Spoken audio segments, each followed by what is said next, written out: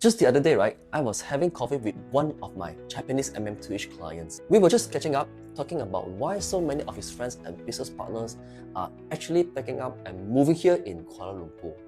And after hearing his side of the story, it gave me the exact idea for today's video. If you walk through Mount Kiara on a Sunday morning, you see so many Japanese expats, right? It's literally like a mini Tokyo already. Mount Kiara got the premium grocers, the bakeries, the international schools.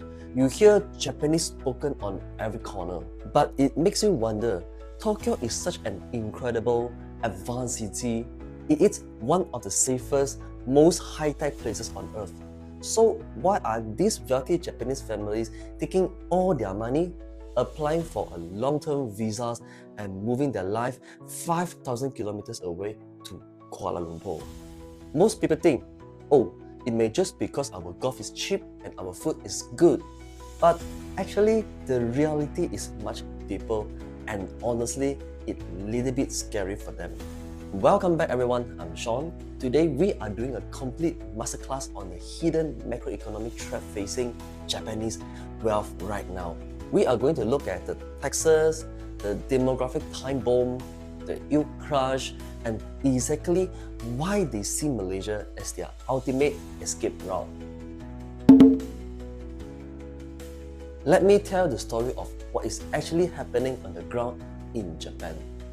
Right now, the Tokyo property market is like super crazy. Prices for new condo has shot up to record high. We are talking over 130 million yen, which is roughly 820,000 US dollar, just for standard apartments in the prime 23 wards. But for a Japanese investor, that boom is actually a massive headache. Why? Because the rental market cannot keep up with those crazy property prices. Because prices are so widely inflated, their rental yield is totally crushed. We are talking the ROI is like 3% or less. By the time you minus the high local property taxes, the management fees, the building maintenance fee, there is basically no profit left. You are taking all this risk just to break even. Imagine you are a successful Japanese business owner. You have millions of US dollars in cash. But in Tokyo, that massive amount of money only buys you a tiny, aging, 500 square feet apartment that barely makes you any passive income. Then they look at Kuala Lumpur. They realize that same budget can actually get them a massive Tier 1 luxury condo right in Kuala Lumpur. They are getting double or triple the space. They are looking at rental yield of 4.5 to 6%. And they get a massively upgraded lifestyle. And here is a huge lifestyle factor that Japanese buyers absolutely love. In Kuala Lumpur, almost every single premium condo comes standard with a massive swimming pool, a fully equipped gym, and green spaces. It heavily promotes this healthy, active lifestyle right at your doorstep. But in Japan, unless you are buying into an ultra-luxury tower mansion and paying astronomical monthly maintenance fees, regular Japanese condos just don't provide these facilities, So for the exact same money, instead of a cramped basic apartment in Tokyo, they get a full wellness-focused, resort-style life with a 24-hour concierge in KL. But the cheap property is just the bait. The real reason they run here is what happens when it's time to sell. The exit trap.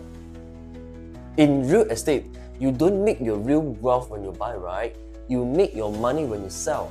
And Japanese investors are looking at their own country and sweating. They ask themselves, if I buy this Tokyo condo today, who is actually going to buy it from me in 15 years? Japan's population is shrinking and aging so fast, If you drive just a little bit outside of central Tokyo or Osaka, there are literally millions of empty, abandoned houses. They call it Akiya. Entire neighborhoods are just emptying out, and the younger working generation there, they call them the Satori generation. They are minimalists, having grown up watching the economic stagnate, they just want to rent. They absolutely refuse to tie themselves down to a massive 35-year housing loan. So if you are a wealthy investor, your local buyer pool is literally disappearing. Real estate becomes a depreciating asset. On top of that, because the local workforce is shrinking so fast, the Japanese government has no choice but to bring in foreign immigrants just to do the heavy labor.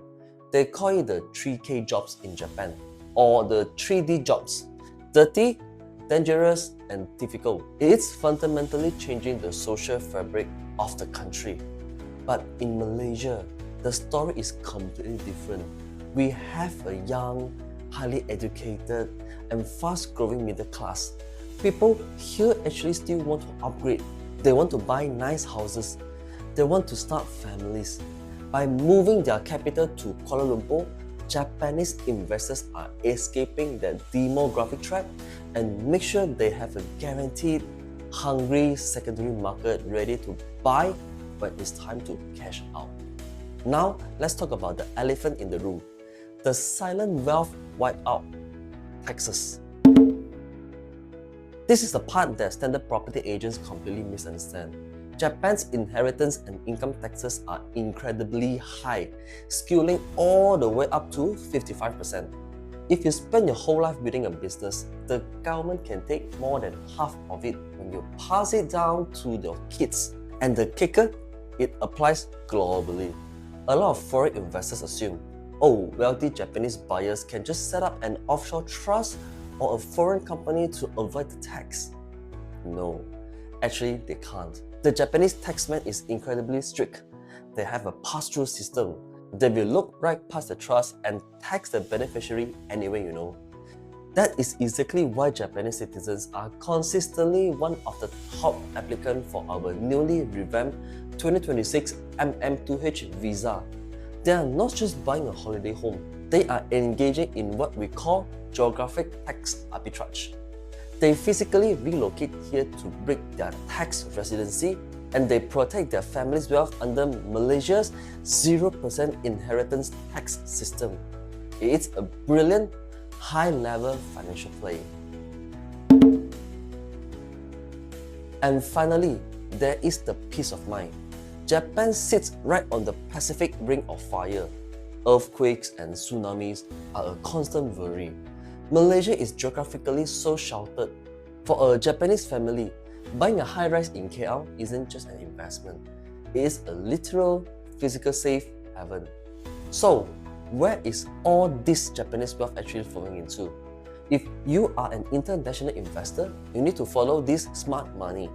In 2026, they are highly concentrated in 3 specific zones. Number 1, West KL, Mont Kiara. This is the ultimate expat bubble. The demographic here is 70% foreigner. It has the Global Doctor Hospital, International School, and Community Center. You can enter this market starting around $300,000 US, capturing massive corporate rental demand. Number 2, North KL, Desa Park City. This is the master plan safe haven. It offers the incredibly secure, walkable environment that feels very organized, which appeal heavily to the Japanese mindset. Number 3, Central KL, Golden Triangle.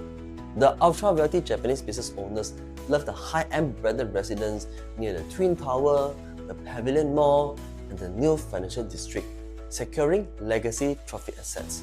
But here is the catch. As a foreign buyer, you cannot just buy anywhere you know.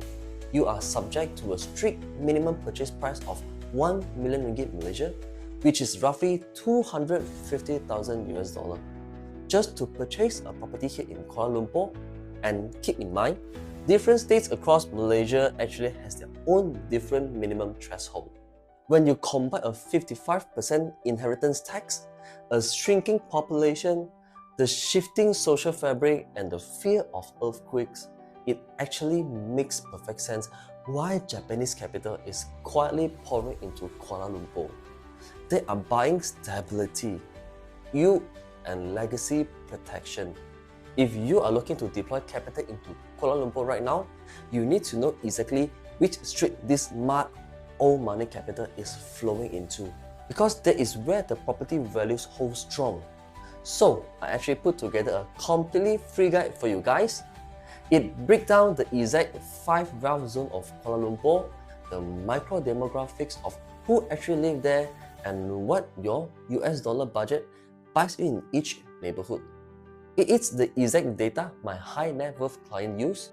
If you are watching this on your TV right now, just scan the QR code right here on the screen, yeah?